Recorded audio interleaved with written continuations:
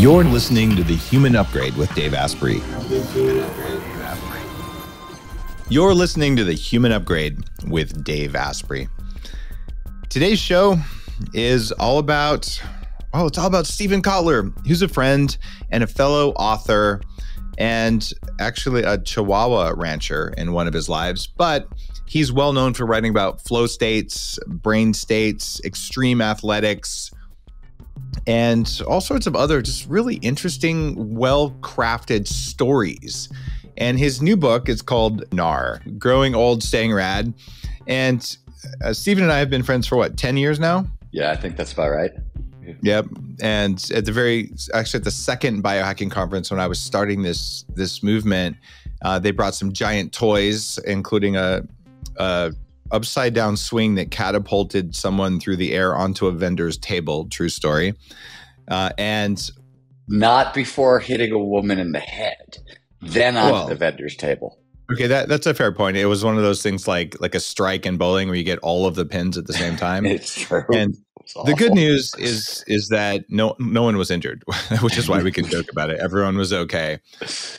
So anyway, we go way back. I've made him scream at 2 a.m. in hotel rooms with the electrical stimulation.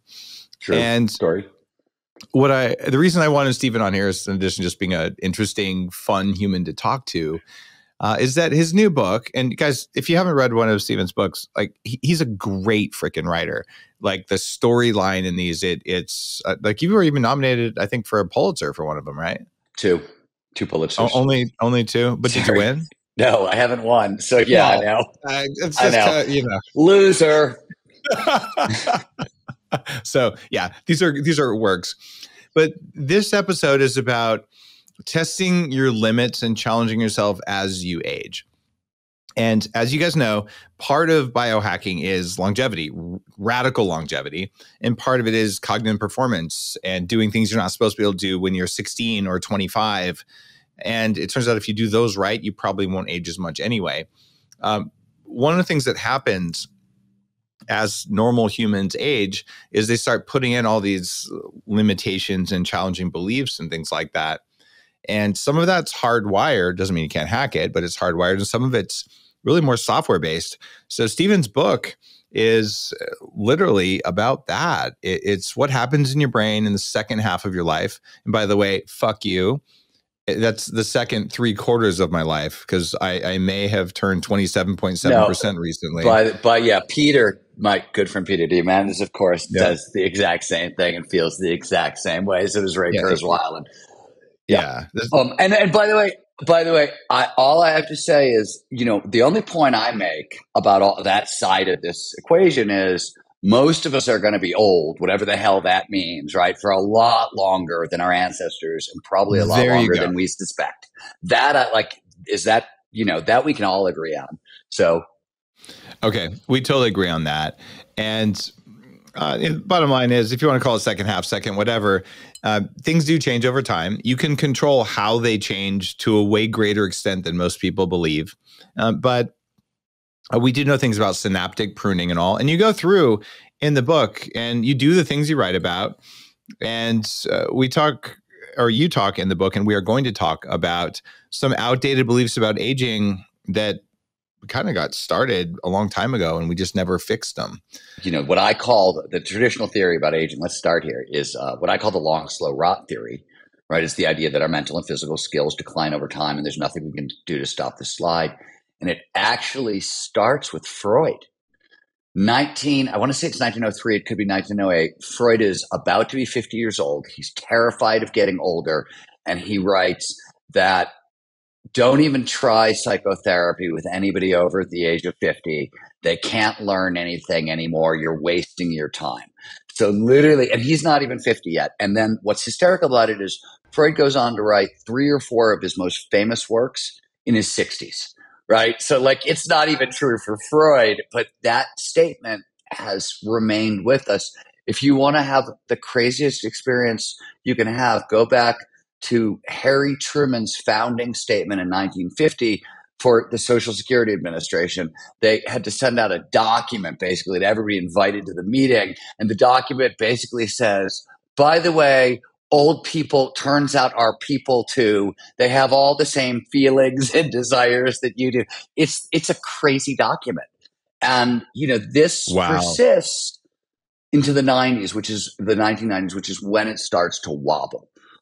And what we have since learned has replaced it. And this is almost true across the boards. There are obviously things that change as we age, but all the stuff we used to think declined over time, and you alluded to this, we now know it's all use it or lose it skills. And if you never stop training these skills, we can hold on to them and even actually expand them much later in life than anybody thought possible. I think I just heard you say old people are lazy. Is that what you just said, Stephen? I want to say that I think most people are dead before they're dead. That's how I've been putting it.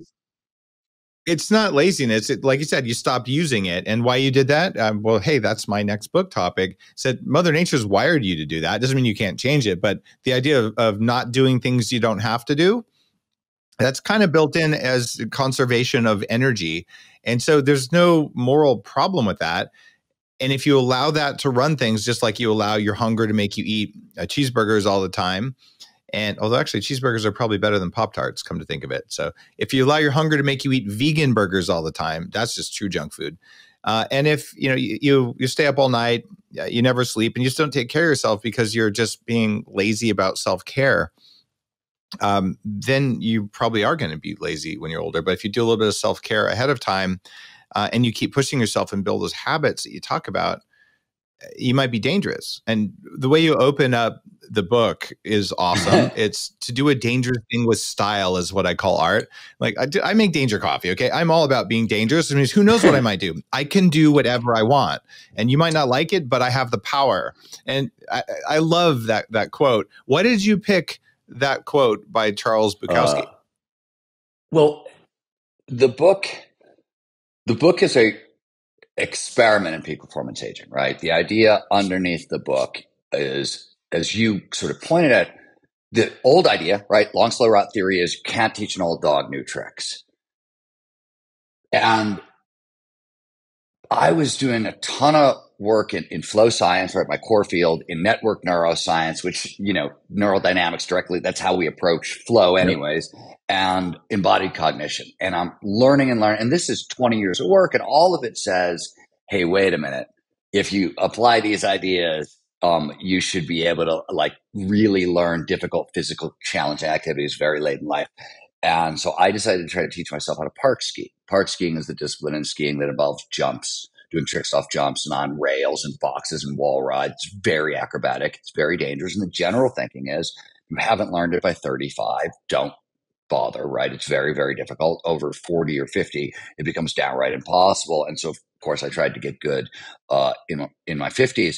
But action sports are about creative self-expression on the mountain. It's, most action sport athletes, especially in the generation that I came up with, thought of themselves as artists as much as they thought of themselves as athletes. So, and for sure, my approach to skiing has always been, right, and skiers use the word steezy. It's a blend of stylish and easy. It's the ultimate, right? In action sports, you want to be steezy. You want to be really, really stylish, but don't look like you're expending a whole lot of effort doing it. And, to do a dangerous thing with style is what I call art, as Bukowski said. I think in his case, he was talking about drinking bourbon, but he did it with a lot of style.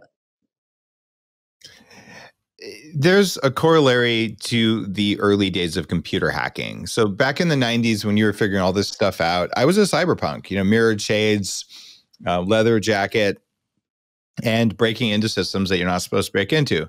But the idea of making it look easy and taking over someone else's system in a way that's creative, and I'm just going to say stylish, according to the hacker ethos, it's the same thing. It's this idea that you did it with beauty, like an Olympic diver going into the water with no splash. Like, how did that happen? It's that effortlessness. I want aging to look like that for me and for everyone, to be perfectly honest. And you're working on that too. Although I have to ask you this. I wasn't planning on doing it here in the interview, but we're friends. Okay. I talked about you screaming at 2 a.m. in a hotel room. Remember that? Okay. So what happened is you screwed up your shoulder doing some sort of ridiculous skiing into a tree or something. I don't remember what caused the injury, but it was hurting for 9 months, right? I think it was a rotator cuff. It was. So I took my crazy Russian prototype electrical stimulation device and I slapped it on there and I had you do the motion while I was putting you under an insane load, way more than your body would ever think was rational, and showed your body it could do the movement, and magically it stopped hurting. And the next morning you're like, oh my God, I have full range of motion. Like, what happened? But you did scream because that was the body going, I'm not going to do it. And you saying, actually, you are going to do it. And it was fixed. But you had pain for 9 months because you do crazy stuff, Stephen. Like, I mean, I don't care if you're 20 or if you're 50 doing your triple flips on skis, getting traumatic brain injuries. It's like, a fair point. Yeah. Are you going to hit a wall sometime? But let me back up and talk about one thing, and then I'm going to answer that question. We took this idea, and I used this sort of methodology, to try to teach myself how to park ski. I literally said, if it takes 5 years, and we could talk about why I was doing that. It actually a lot of that grew out of a conversation I had with Mihai Csikszentmihalyi, and the last conversation I ever had with him before he passed away. But I was like, I was going to learn. It doesn't care how long it took. And I created a list of 20 tricks, and I figured if it took me 5 years, whatever, great, fantastic. I did it in a season, which shocked me. Now my ski partner, who is 20 years younger, and a former actual sponsored athlete who had a terrible injury and came back to the sport at the same time I started to learn it. He was using the same methodology. He got incredibly far. That was cool. But as you know, that's like the world's smallest pilot study, right? There's 2 people. But this past winter, we took the same methodology. We took 17 older adults ages 30 to 68, and in 4 sessions on the mountain, again, taught them how to park ski. The goal wasn't actually to teach them how to do tricks. We break park skiing into the 8 foundational motions. And the goal was to get them to be able to creatively interpret terrain features as a faster path into flow. The flow takes care of the progression and the trick and all that, right? And so it's like a 1 inch at a time, go slow to go fast.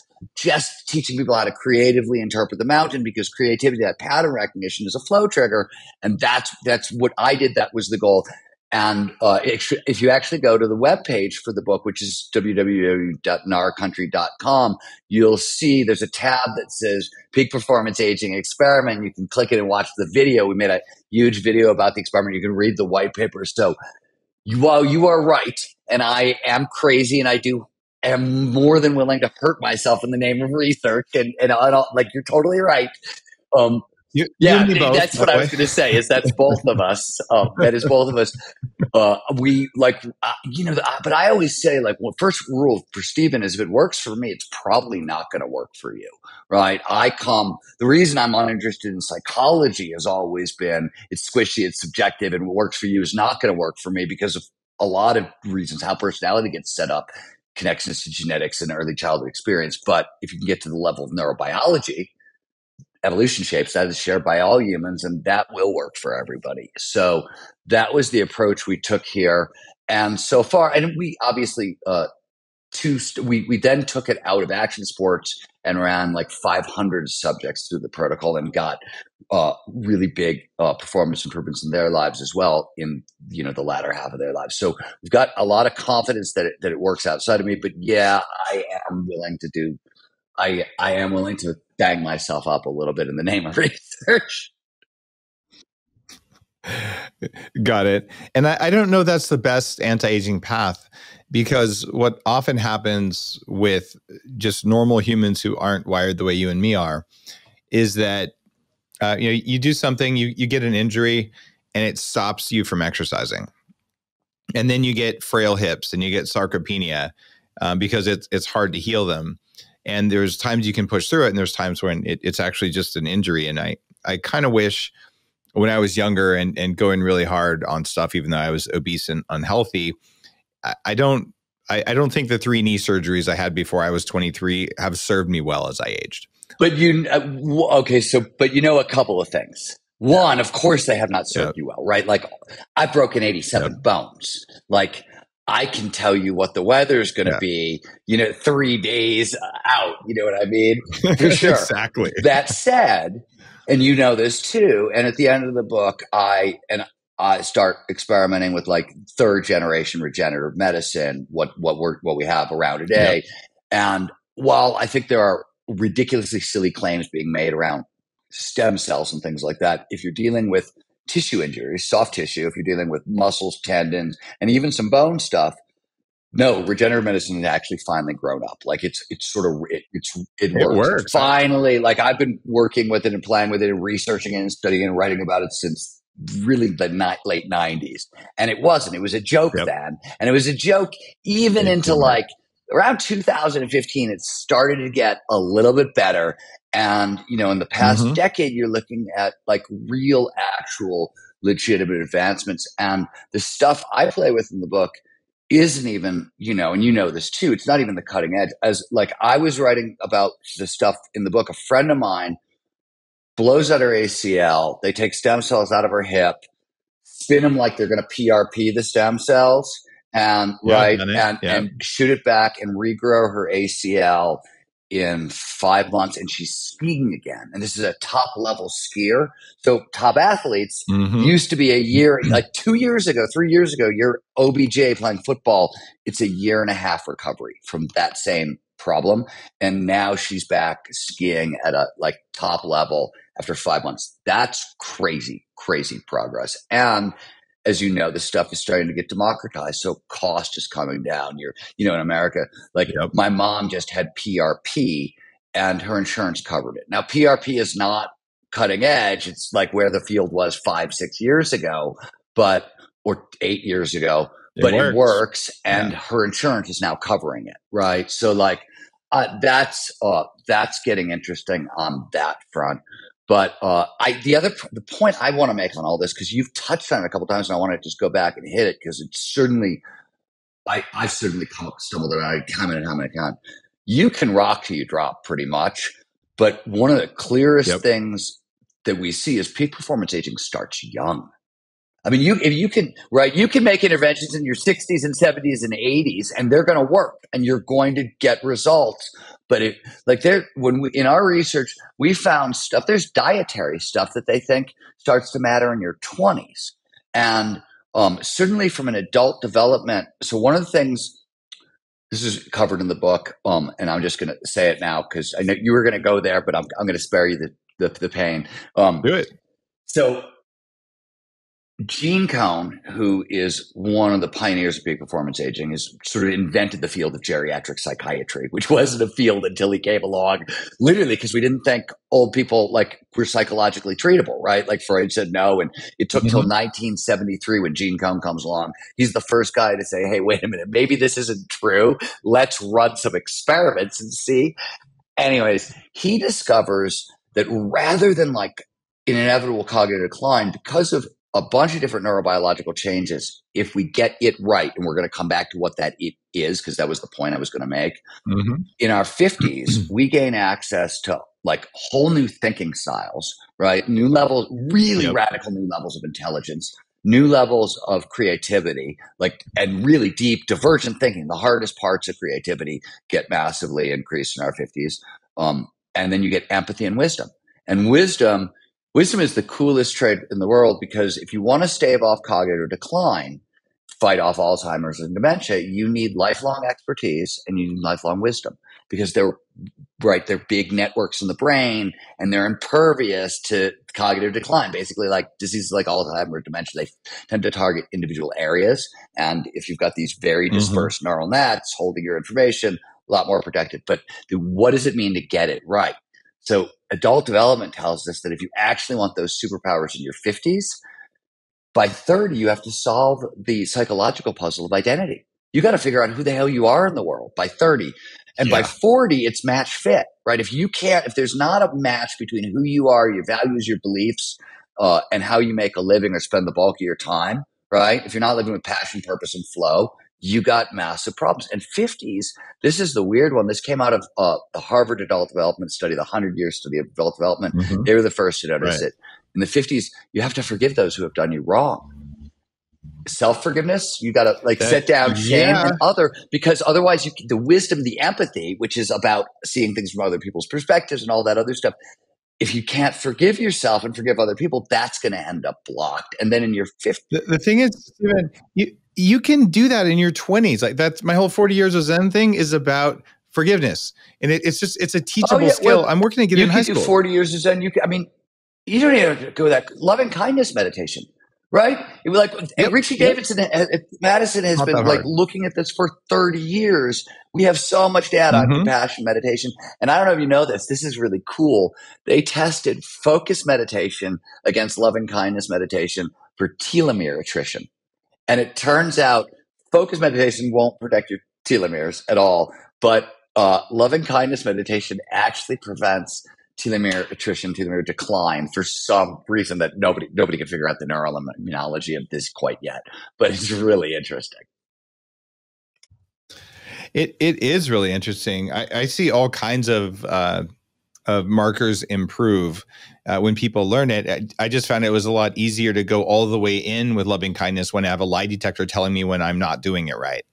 Now, I agree. You can do loving kindness all by yourself. I'm just saying, don't wait till you're 50 to master this. That's for damn sure. I work with 20-year-olds all the time, or say 20 to 30s, not just in neurofeedback, just in chatting and talking and sharing stuff. When they get it, it's easier because skill acquisition is kind of easy in your 20s. You can still learn languages. And if you teach people a provable skill, and it's like a handstand, but you're just doing it with your nervous system, man, the upgrading of the future comes from getting high school students and college students to get that loving kindness in, because in all the shit that we go through in our 20s and 30s, if you can put down a lot of there's a lot there. I talk about this a lot in the book. There's a lot of shame along the way. That is a tricky one. Really, really insidious in terms of what it does to human development and growth and emotional regulation and a whole bunch of stuff like that. So it is, and telomeres and dendrites and cortisol and all the other stuff, too. Right? Yeah, and you can set up patterns of inflammation in your 20s that are really problematic in your 50s and 60s because most of aging comes down to inflammation. I lost my ability to speak the English language there for half a second, but you get what I was trying to say. It was the pot. So speaking of that, you're still as big a fan of cannabis as you were last time we hung out? I talk about cannabis in the book. It's a very potent pain reliever and good for inflammation. Yeah. Recently, I published a paper in Neuroscience and Biobehavioral Reviews with 3 other neuroscientists on the flow state onset, what happens in the brain during as we move into flow. And it's the first paper that has a full detailed look at the endocannabinoid system and the role it plays in flow. So we are getting closer and closer and closer to sort of nudging at the relationship between flow and marijuana, though there's still a ton of work left to get actual real answers. There is. And also Daniel Amen's got some pretty interesting looks at blood flow in the brain on cannabis that are pretty disturbing. So I think it's the right strain and the right delivery mechanism for the right biology at the right time to create the right state. It's a precise targeting thing. And like you said, we don't have all the science, but it certainly does some good stuff. I want to jump back to something you said earlier because you were right on something, and I wanted to layer in a detail. So you started talking about mindset and aging, which is one of the topics that's in the book. And the work on mindset and aging is stunning, right? Ellen Langer at Harvard was the first person sort of through that door, but there's so many studies that show this. But for example, the correlation between longevity and mindset is wild. The Ohio longitudinal study of retirement and aging, which is the most thorough look at mindset, is 20 years, a couple thousand people. Proper mindset towards aging, which is literally, I believe the second half of my life is filled with interesting possibilities and I'm excited about it. That's the proper mindset. Adds an extra 7.5 years to your life. So that's stunning. The other thing I want to say on this one, because it sort of dovetails in with some of the peak performance aging starts young and some of this stuff, something you were talking about. when we're younger, right? We all know that neurochemicals, those, especially the pleasure chemicals, the reward chemicals, are addictive, super addictive, right? And when we're younger, it's predominantly we're run by the seeking system and the play system. Those are the biggest drivers, and that's predominantly dopamine and norepinephrine with a little bit of endorphins. Once we get to, and this is where I think the mindset of old, quote unquote, actually starts.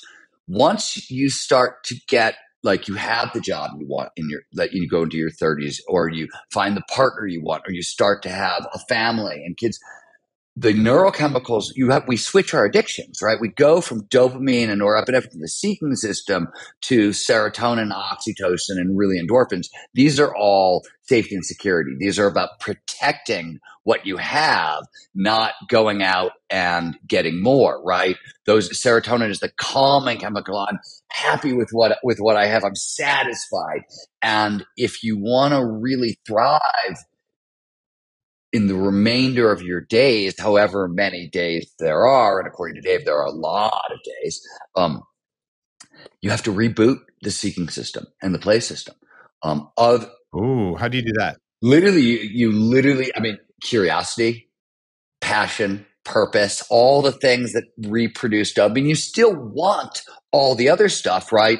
Pre-performance aging sort of demands all of your reward neurochemistry sort of working together. You also have to, like, get a grip on the reward neurochemistry. You can't let it be quite as addictive as it was in your youth a little bit. So there's a little more. What does that mean? I think it means more emotional regulation.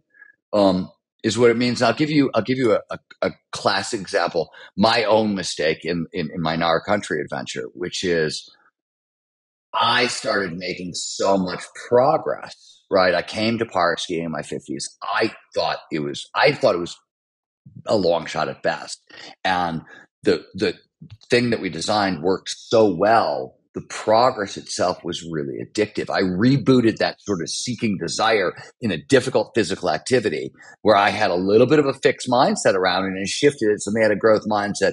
The progress is really addictive.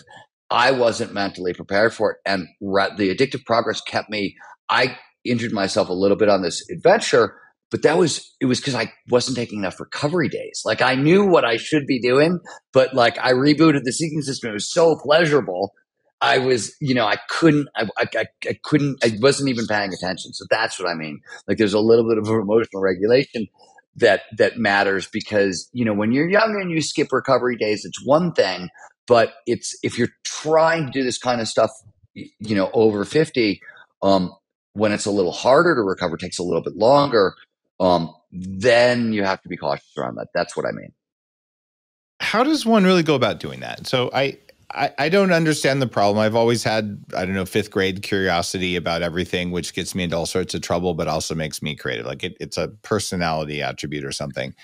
But clearly, based on your research and based on what I see, people do lose their curiosity and they lose their zest for life. And I feel like a lot of times we'll just give them some thyroid and some testosterone and magically it comes back, or address dopamine with L-deprenyl and it comes back. But is there something else going on in there? You are not right. You are not wrong. There's neurochemical decline over time. And it turns out there's actually a good use for SSRIs, right? Like, they're terrible for depression, right? Because they're blunt instruments and they globally raise serotonin levels. And that's not how depression really works in the brain. But serotonin levels do drop over time. So it turns out that low dose SSRIs in people over 75 actually has a huge impact for exactly the same reasons you're talking about. Daniel Levitin writes a lot about this, the neuroscientist in his book, Successful Aging. He talks a lot about that. Yep. And in fact, my favorite one, L-deprenyl. It's not even SSRI. It's an MAO inhibitor, but it increases dopamine sensitivity and you use low doses of that. It's a classical anti-aging hack. What, L-deprenyl? I've never even heard of it. L-deprenyl, or selegiline is another name for it. But you use, even when you're younger, you can use 1 or 2 drops of it and your dopamine systems just wake up. And as you age, you add 1 more drop for every 10 years that you take every day. And as long as you're not doing DMT or something, because it'll inhibit that, it is it is a massively potent brain anti-aging and performance enhancing substance that just gets forgotten about because things get trendy. So we're all about the NAD right now, but honestly, L-Deprenyl is cheaper. It works on an entirely different system, but for the kind of stuff we're talking about, it's an antidepressant that you take more of as you age that keeps dopamine sparkly. Right? And that alone would address what you're talking about. I mean, by the way, you don't even have so Gene Cohn is the one who started figuring this out. He figured out that in our 50s, there's another gateway to adult development, which is creativity. So while we get creativity and intelligence and all these things over 50 because of neurobiological changes to really gain all the access to it, that's the hack in your 50s. And the point, I'm wired like you know that. Like I'm insanely curious. It doesn't go away. And childish, immature sense of humor. I mean, we're soul brothers. All those things. Very true, Dave. Very, very true. You want creativity. I mean, that's what you said. Like, how do you reboot it? Like, really start training up creativity in your 50s. And usually that's about, I always tell people the easiest way to train creativity is to stop buying your culture. You can't buy culture anyways. You go to a restaurant and I love this with foodies. They go to a restaurant, they think they're having a cultural experience. And I'm like, the only person who's having a cultural experience are the people in the kitchen who are cooking the food. They're having a cultural experience. You, on the other hand, on the outside, are buying your culture. Stop buying your culture. Start creating your own culture. That's what nurtures this in a really deep way. This is from the Upgrade Collective. Deborah, thank you. But I'm just going to read it directly because it's that good. What else can we do to age well besides smoke weed, jump off mountains, and forgive people? She summed up your life's work in that question.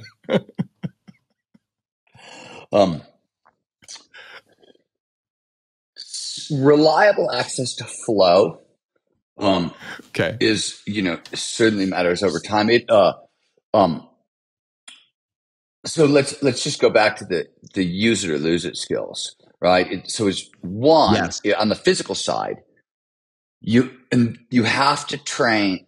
You can preserve significant amounts of strength, stamina, flexibility, agility, and balance long into life. But those are 5 different categories, and they all sort of need to be trained simultaneously. You can put them together into certain activities, but you can't skimp on any of those. And with things like balance and agility, you have to be smart about it, because as we age, we have prime mover muscles, our big, thick muscles, and we have stabilizer muscles. And what happens is the prime movers, whenever we have bodily injuries or whatever, when we're healing around that stuff, right? You break your left ankle.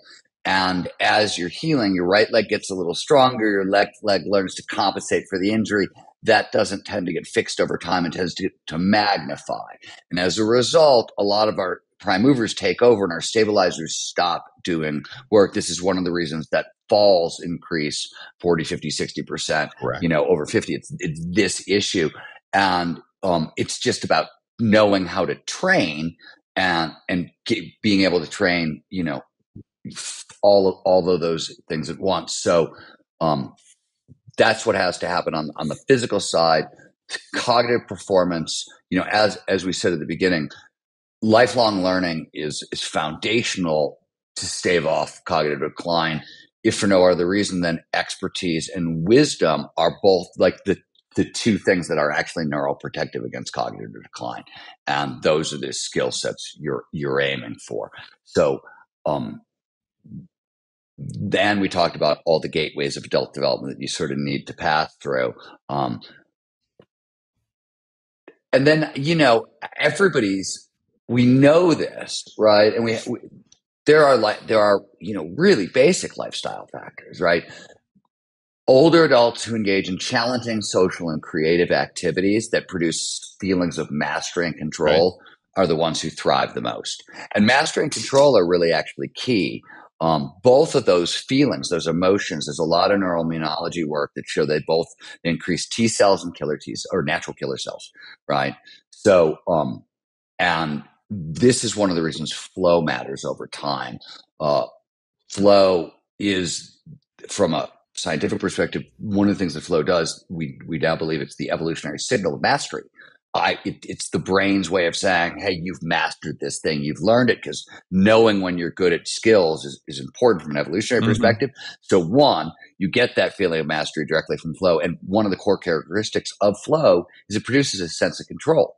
And these are usually important. I mean, even Ellen Langer, who I mentioned earlier, the queen of mindset, her famous study on perceived control back in the 70s, right? This is one of the most famous. This is the study that changed everything we thought about aging. She took a group she was hired to make life better for people in a retirement home. She took a group of 16 folks, divided them into two groups that both got the same interventions. They both got plants in their room, more movie time, and more social time, right? And the difference was, one group, they had to take care of their plants. They got to choose what movies they were going to watch, and they got to choose when they were going to have more social time. The other group, the nurses took care of their plants, and they got more movies, but they picked the group movie, and they got more social time, but it was a Tuesday at 4. And a year and a half later, the group that had perceived control, because they didn't have a whole lot more control over their life, they just had this increase in perceived control. Every single health and metric you could possibly imagine was through the roof. But the craziest one was they were twice as likely to be alive. That was the biggest difference. I truly think that's why we still have voting.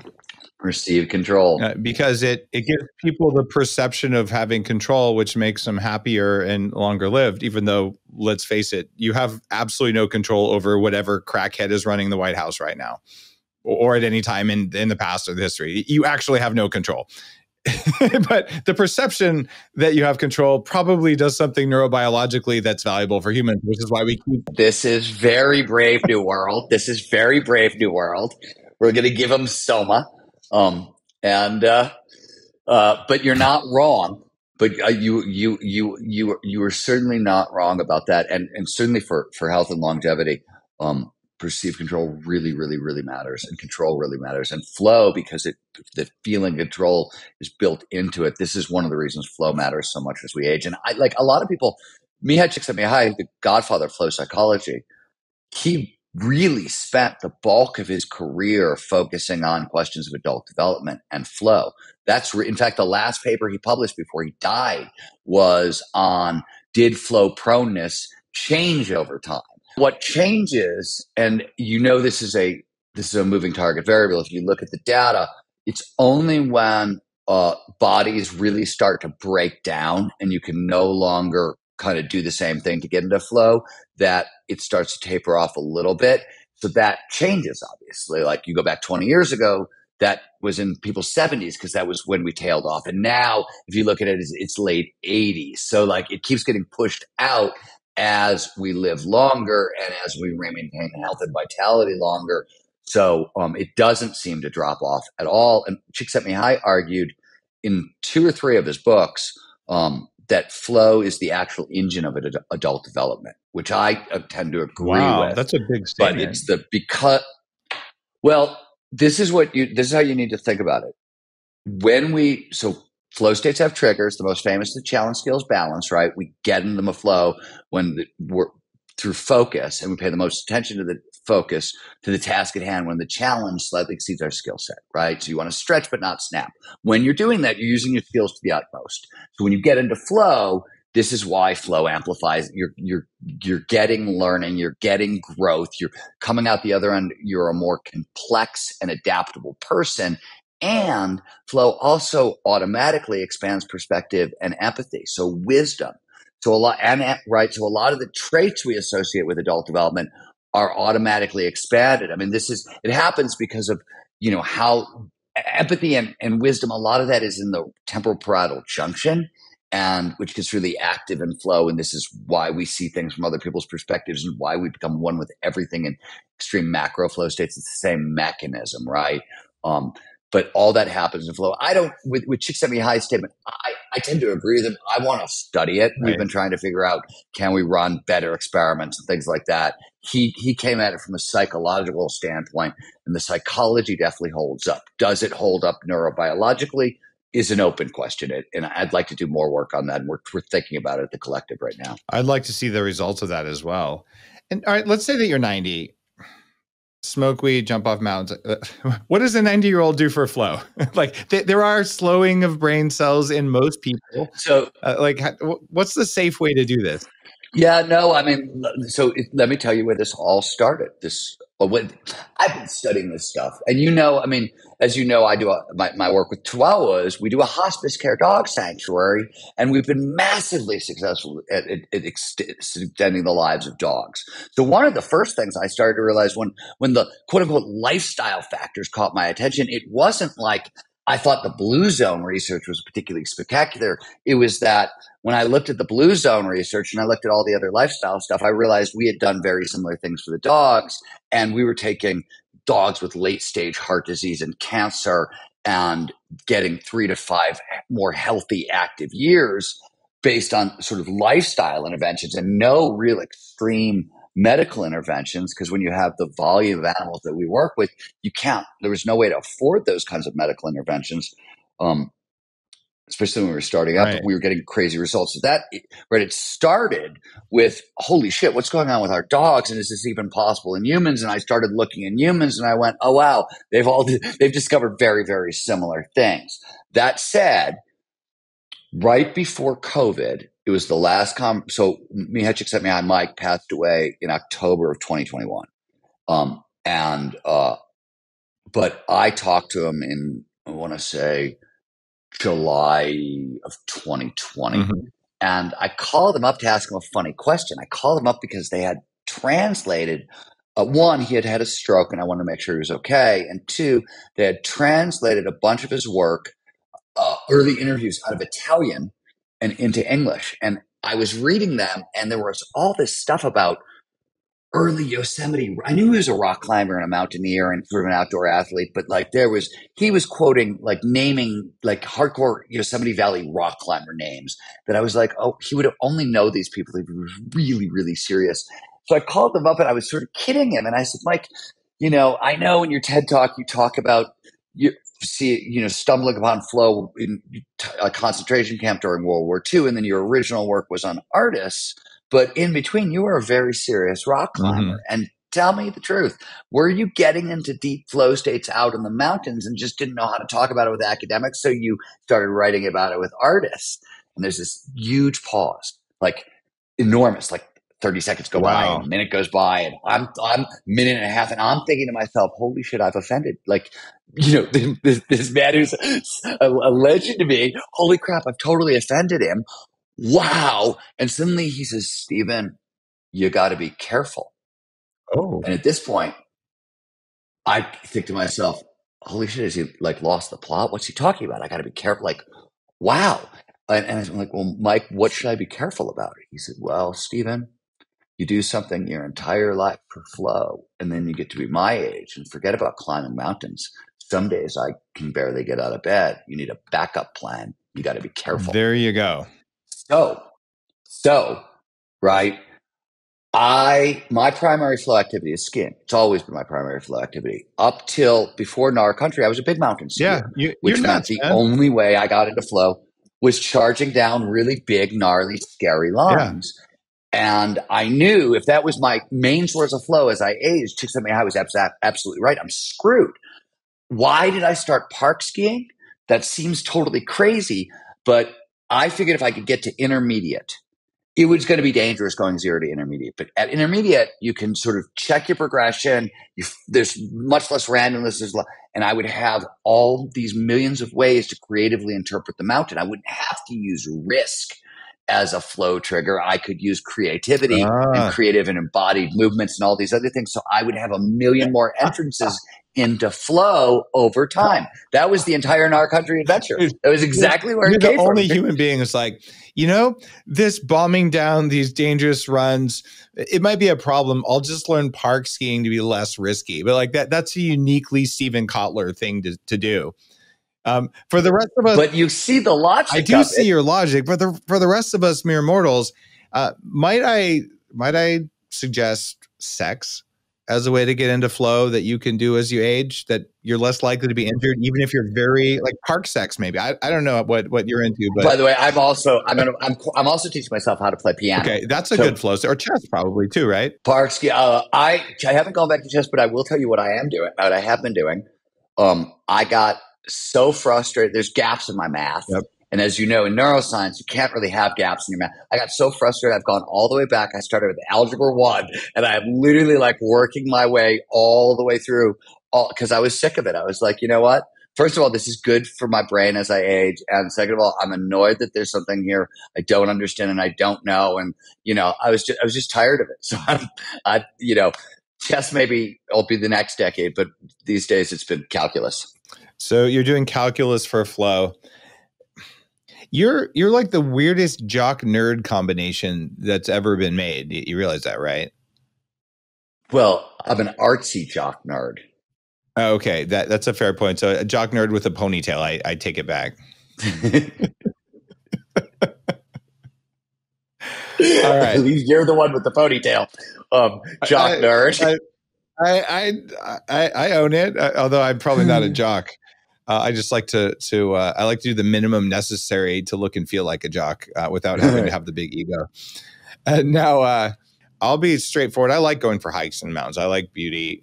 I like certain physical activities, but I don't want to go to the gym and practice dribbling soccer right now. It's just not very high on my list of how I could spend my time. So if I can acquire those skills or the physical results of those skills in 1% of the time, I'm going to do that, and I'll spend the rest of the time going into flow state in other ways that serve me. But the world around me better. Here's the thing I want to. All that is true. All of that is right. Here's the point I make at the very end of the book, which is that action sports are actually anti-aging medicines in very specific ways. One is action sports, and I'm not telling people to learn to park ski. There's a billion action sports to choose from, but they all demand strength, stamina, flexibility, agility, and balance. You get all the use it or lose it skills in one activity. You also, if you want to protect cognitive function, what do you want? You want neurogenesis. You want to birth new neurons and create new neural networks. That's how you're going to protect against cognitive decline. Most of the neurons in the adult brain that are born show up in the hippocampus, right? Even the very late in life, you're birthing 700 new neurons in the hippocampus a day, basically up to the point we die. But what are those neurons? What does the hippocampus do? It does predominantly map making. That's grid cells and place cells. So if you really want to preserve cognitive function, you want to basically use the hippocampus in the way that evolution designed it. You want novel, challenging experiences in outdoor environments, because the brain was designed in an evolutionary sense where hunter-gatherers for a very long time. Remember where you are when important shit happened. Right? Like that's what our brain is designed to do very much. So action sports I'm not saying you have to go out and learn how to park ski, but you want to go do your hikes outside in novel outdoor environments. I don't know if you've seen this. They did a study. They didn't include action sports, which bummed me out, but they did a study, I want to say 10 years ago, about which sports have the best impact on longevity. Number 1, tennis. Number 2, badminton. Number 3, soccer. Now, one thing that's worth pointing out, all of those are social activities, because when they get to number 4, it was cross-country skiing and then running, and there's a list. But once you get to 4, they're all solo activities, and we know that it's really important to have social connection later in life. So, they didn't test action sports, but I think you're definitely right about hand-eye coordination, right? I tell the story in the beginning of the book or the end of the book of the mystery of Stradivarius, which is another one of those mysteries that I stumbled upon, right? Like Stradivarius made 50% of the rarest musical instruments in history, which is the fact that I stumbled upon, which I was like, oh my God, that's bizarre. One dude built half of the most valuable instruments in history. That's crazy. What other field has that ever happened in? And as I'm sort of researching that and sort of geeking out because I'm curious, I discovered that two of his most famous instruments were made when he was 92 years old. And like at that point, when I stumbled on that fact, I was still under the influence of the long, slow rot theory, right? This was the point I was like, well, wait a minute. Like there is no possible way if fine motor coordination declines over time, if dexterity declines over time, manual dexterity declines over time. There's no way a 92-year-old dude makes, a priceless viola. But that was when I started saying, hey, wait a minute, there's something really rotten with this information. Of course, Stradivarius made 1,000 musical instruments over the course of his lifetime. He never stopped making them. So use it or lose it skills. Perfect example. There's a little more wisdom in Stradivarius as well, because he told everyone how he soaked his wood and did all this stuff. It was all bullshit that he was telling his competitors to throw them off how he did it, or that he didn't soak it, dry the wood, some sort of a thing. I don't remember the exact I didn't know that. That's brilliant. And then they found out by looking at a shaving of one with an electron microscope, like, wait a minute, this thing's been soaked forever. I think he told him it was dry. So he basically misdirected everyone, which is part of wisdom. And then his mastery that happens from doing it over and over with those fine motor skills. It's like a surgeon who's done it for 20 years can do things that a new surgeon just can't do until they get that layering.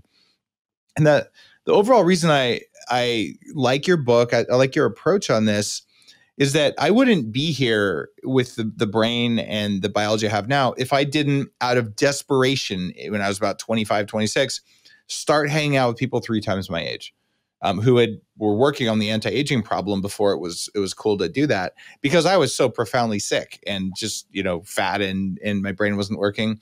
But I realized I'm downloading all this information from the masters. And even now, a lot of my guests on the show are 60s, 70s, 80s, because I want their 40 or 50 years of work. I want to be able to ask them any question and download it into my audience's brains and minds so we can maybe get the wisdom faster.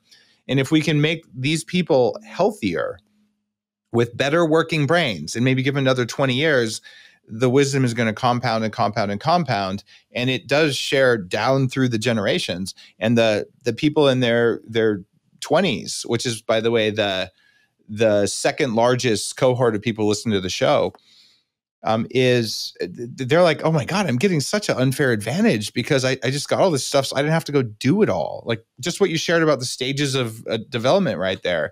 If someone just picks that one nugget of wisdom from you and says, I'm just going to work on that for a year, you just saved them like 10 years of crap in their life.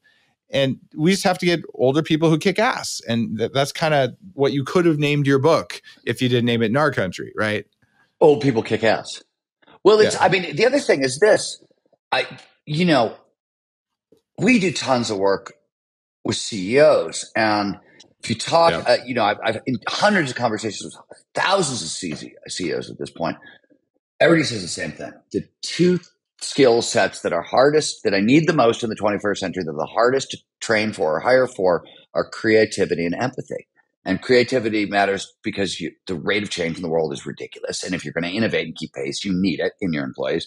And empathy, one, teamwork is at the heart of any good company. And without empathetic, team members, you've got no collaboration, got no cooperation. But also if Bezos is right, and, even you're right from back in the day, customer-centric thinking is the mantra of 21st century business. Without empathetic employees, nobody's thinking like your customers, right? And a well-trained over 50-year-old is the ideal worker for the 21st century. Like you're talking about the dream workforce. So it's really interesting because there's a business revolution sort of tucked inside all of this, waiting to happen. That's really exciting as well. Okay. I'm 100% with you there. And so much can happen if we just get that dialed in for CEOs. It's a big part of my mission when I work with them as well, is let's just get those tuned in.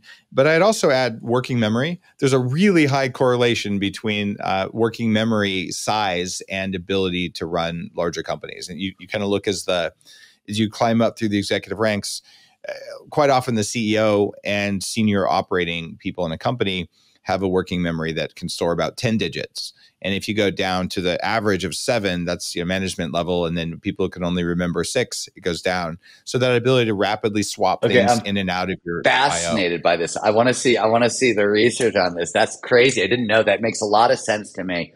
I also think one of the things I've always thought about working memory is if you write books, for one example, if you do anything that requires you to hold tremendous amounts of information in your head all at once, and books or long form articles, research, any of those kinds of projects tend to require that, right? You can't write a book, you can't write 250 pages if you can't hold 250 pages. There's going to come a point when you have to start moving shit around, and it's in nobody's head but yours.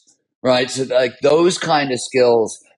So I think working memory in that way, exactly what you're talking about, is actually, it's trainable, but most people don't challenge themselves. Most people have never even tried to write like a 10,000 word article, which like a long form New Yorker style article. But even that, holding all that information and being able to move it around.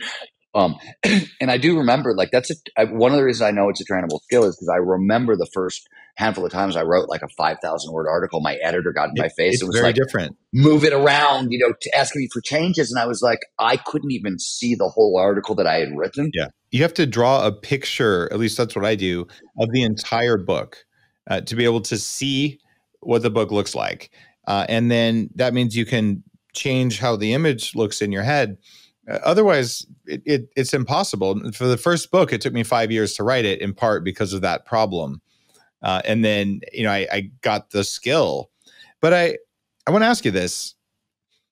The articles, 3,000 plus words, several pages, no one reads them anymore online. I write them and it's so down. Is social media with 5 bullet points while someone's dancing, is that making people older faster? That's an interesting question. I'm sure there's all kinds of advantages in newer media cognitively that I'm not looking at here. But yeah. David, I think I absolutely, I think I agree with that statement. For certainly what I've noticed over time is, what has certainly been lost is,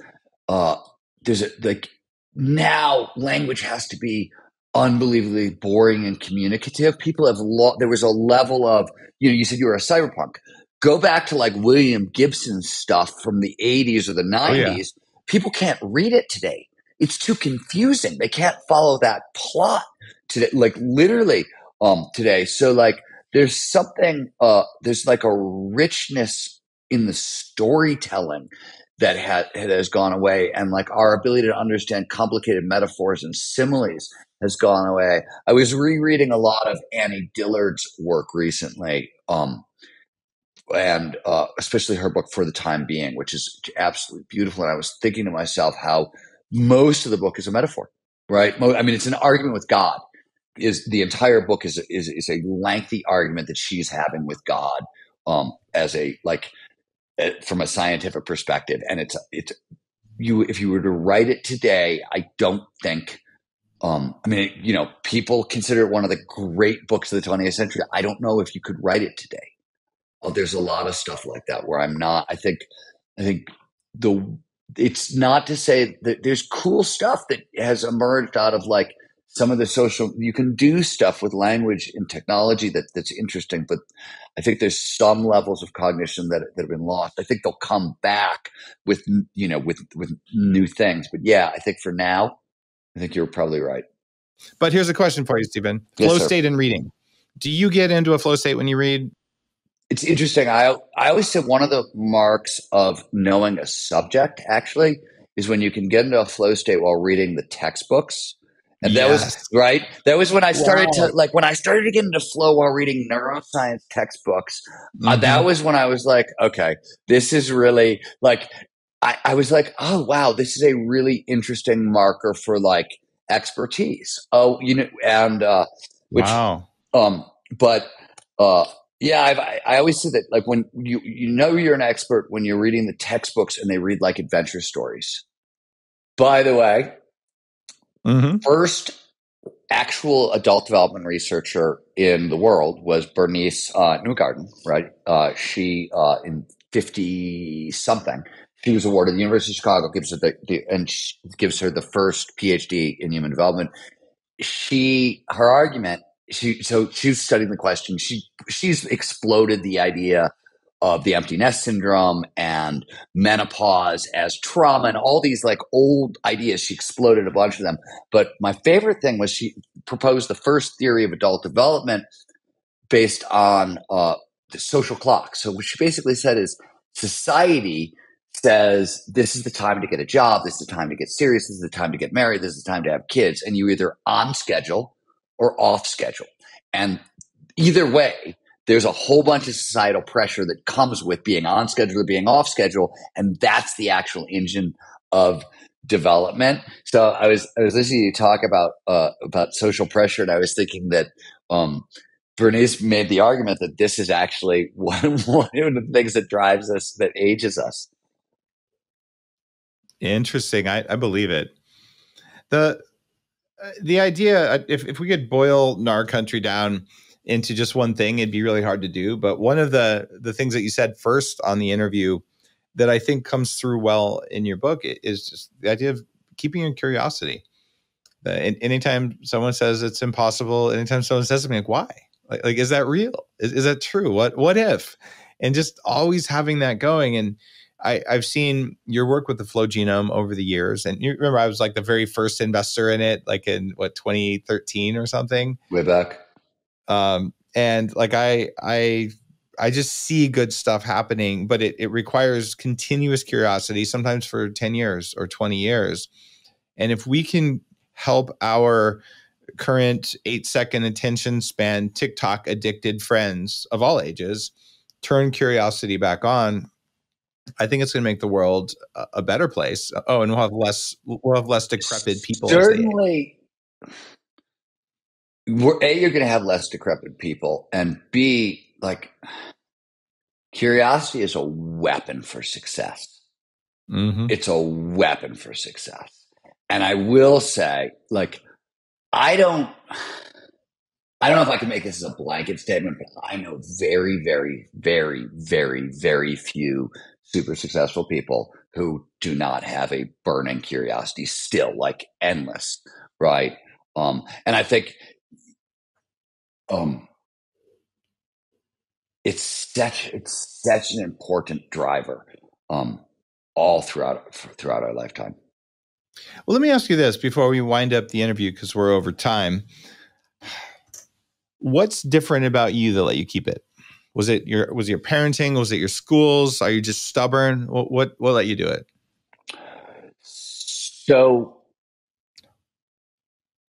you have to, everything about me as an adult from age at least 15 to say 35, that 20-year span, a lot of it is spent trying to solve a fundamental puzzle, which is how do you get paid to write?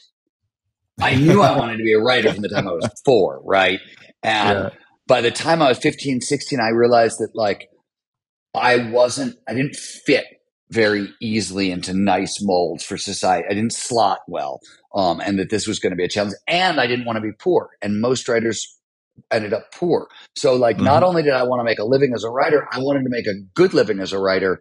And so one of the first things I figured out when I started working as a journalist is journalism is about exploiting your curiosity.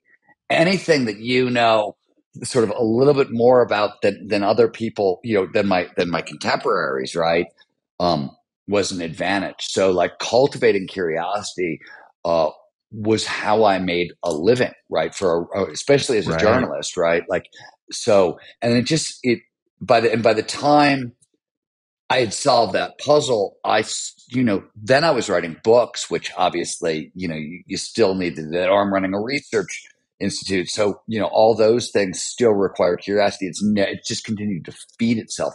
But in the beginning, it was a solution to, and my mother, we didn't have a ton of money when I was born, right? My mom, my parents were young and without a lot of money. My mom knew that books were good. So we would go to the library and she'd get me 50 books and read them to me, or until I could read them to her. And then even when I was growing up, if I was curious about stuff, she found ways to let me indulge in it one way or another. Even if we couldn't afford it, she would find ways to make it possible for me to indulge those kinds of things. So I was raised a lot. Like, my mom's secret to parenting was cultivate curiosity in the kid. It'll keep him busy, kind of thing.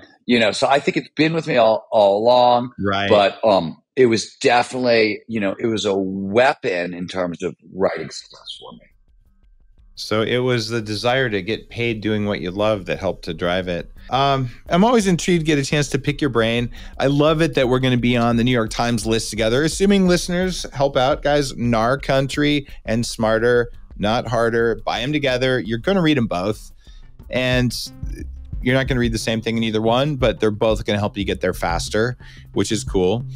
And I got to say, your abilities as a writer stand out. I like to think I'm better than average with 4 New York Times bestsellers and whatnot. But your storytelling is fucking legit. Like, just author to author. Every time we're like, God, how did he do that? So I'm helping myself improve when I read your books to figure out how you're getting there. So that's just a genuine compliment. No ass-kissing there. Good skills, man. Thank you. I appreciate that. That's very sweet of you to say. You're listening to The Human Upgrade with Dave Asprey.